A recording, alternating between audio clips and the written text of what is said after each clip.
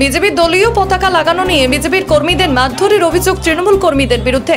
দক্ষিণ 24 পরগনার সোনারপুর বৈকুণ্ঠপুর মোড়ে শনিবার রাতে নাগাদ দলীয় পতাকা লাগানোকে কেন্দ্র করে বিজেপি কর্মী সমর্থকদের মারধরের অভিযোগ করল তৃণমূলের বিরুদ্ধে। ঘটনায় 5 বিজেপি কর্মী সমর্থকদের মারধর করা হয় বলে অভিযোগ। রবিবার সকালেই এলাকায় প্রার্থী প্রচার, সেই কারণে গোটা এলাকা জুড়ে বিজেপির দলীয় পতাকা লাগাচ্ছিল। সেই সময় তৃণমূলের কয়েকজন এসে হামলা চালায়। ঘটনা ঘিরে ব্যাপক উত্তেজনা ছড়ায়। পরিস্থিতি সামাল দিতে ঘটনাস্থলে আসে সোনারপুর থানার পুলিশ। ঘটনার পর সোনারপুর ঘটনাস্থল থেকে সোনারপুর মোড় পর্যন্ত প্রতিবাদ মিছিল করে বিজেপি। অন্যদিকে ঘটনার কথা অস্বীকার করেছে তৃণমূল। 14 নম্বর ওয়ার্ডের সামনে ফ্ল্যাগ লাগাচ্ছিলাম বৈকুণ্ঠপুর মোড়ে। তা হঠাৎ করে তৃণমূলের কিছু লোকজন এসে আমাদেরকে বলে কেন ফ্ল্যাগ লাগাচ্ছি, স্যান খুলে দে, গালাগালি দেয়। তো তারপরে এবার নিজেরাই ফ্ল্যাগ খুলে ফেলে দিচ্ছে। তো আমরা বারণ করতে গেলে আমাদেরকে ধাক্কাধাক্কি দিয়ে অনেকটাই নিয়ে এসে তারপর মারধর করে, গলা টিপে এখানে কেটে দিয়েছে আমার। তো এই হচ্ছে, আমরা যেখানে ছিলাম 4-5 জনকে মোটামুটি মারধর করেছে আর কি। না না, সব খুলে ফেলে দিয়েছে।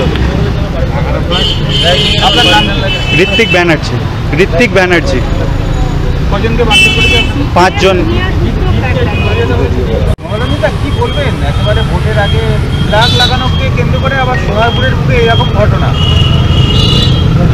হ্যাঁ, ঘটনা হলো যে পায়ের নিচ থেকে মাটি সরে গেলে যা হয়, এখানে 14 নম্বর ওয়ার্ড, 13 নম্বর ওয়ার্ড, বিশেষ করে 14 নম্বর ওয়ার্ডে তৃণমূলের আর পায়ের কোনো মাটি নেই এবং তারা সেখানে কোনো কার্যক্রম করতে পারছে না। দেখছে যে সেখানকার যে সমস্ত ছেলেরা তৃণমূলের সঙ্গে ছিল তারা ওখানে দেয়াল লিখন থেকে কোনো রকম কর্মসূচিতে তারা অংশগ্রহণ করছে না। এইটা থেকে ওরা একটা ফ্রাস্ট্রেশনে ভুগছে এবং কাল আমাদের এখানে প্রার্থী আসার কথা, আমাদের এখানে ফ্ল্যাগিংয়ের কাজ চলছিল।